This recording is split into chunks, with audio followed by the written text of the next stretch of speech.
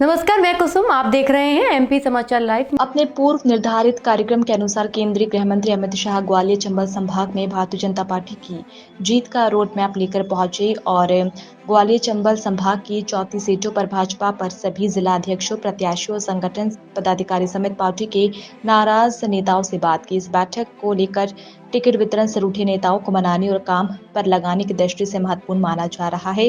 हालांकि अपने निर्धारित कार्यक्रम से करीब 2 घंटे विलंब से पहुंचे केंद्रीय मंत्री अमित शाह रात 9:30 बजे ग्वालियर के होटल रेडिसन में बैठे रहे।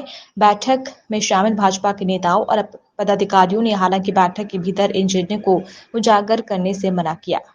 क्या है कि पूरे मतलब देश की पब्लिक खुश है। मध्य प्रदेश की लाडली योजना हुई है, शिवराज सिंह मामा जी हैं, सबका साथ सबका विकास लेकर चल रहे हैं, तो हमारी जीत बिल्कुल निश्चित है, इसमें कोई दो राह नहीं है।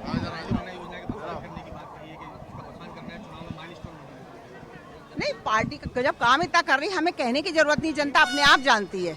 महिलाओं को शौचालय दिए, जो आज तक महिला बेचारी जंगल में जाती थी, प्रधानमंत्री आवास योजना के अंतर्गत गरीबों का आवास मिले हैं, तो ये सब जब बहनों के पास सामान पहुंचा है तो बहनें तो अपने आप ही वोट देंगी और पूरी जनता वोट देगी, है ना।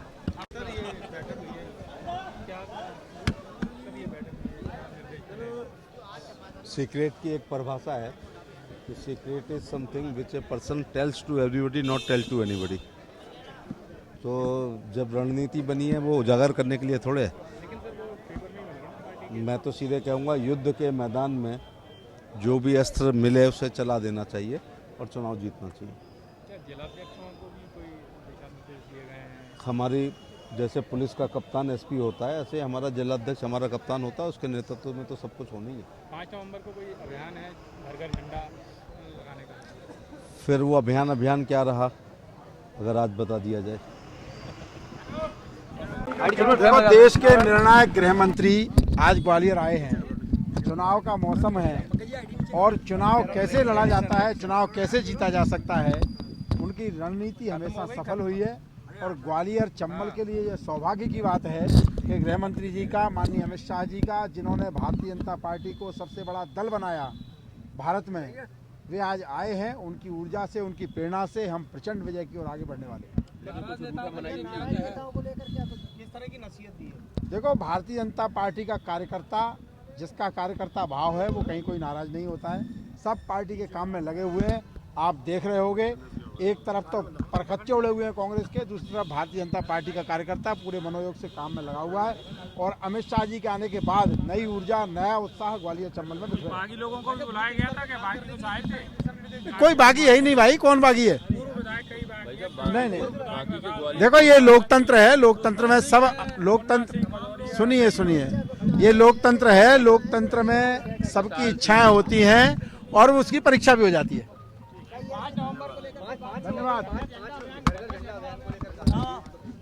ये भारतीय जनता पार्टी के कार्यकर्ता अपने घरों पर भी झंडे लगाएंगे, अपने समर्थकों के घरों पर भी झंडे लगाएंगे और भारतीय जनता पार्टी के राष्ट्रवादी विचार से जो प्रेरित लोग हैं, जो प्रभावित लोग हैं, उनके मकानों पर भी, घरों पर भी झंडे लगेंगे। लाडली बहना तो क्रांतिकारी योजना है, महिलाओं का जीवन बदल दिया है और उन महिलाओं की, बहनों की दुआ भी भारतीय जनता पार्टी को चुनाव मिलेगी। राम मंदिर तो हमारे प्राण में है, हमारी रोम रोम में। अधिकारियों को लेकर कुछ कहा है कि अधिकारियों को कैसे टाइट? नहीं, इस प्रकार की चर्चाएं इन बैठकों में नहीं होती। पार्टी 30 सीट जीतेगी संभाग में।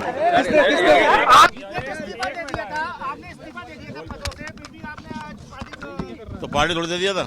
नहीं, सदस्य क्या बात है? किस हैसियत से बुलाया था?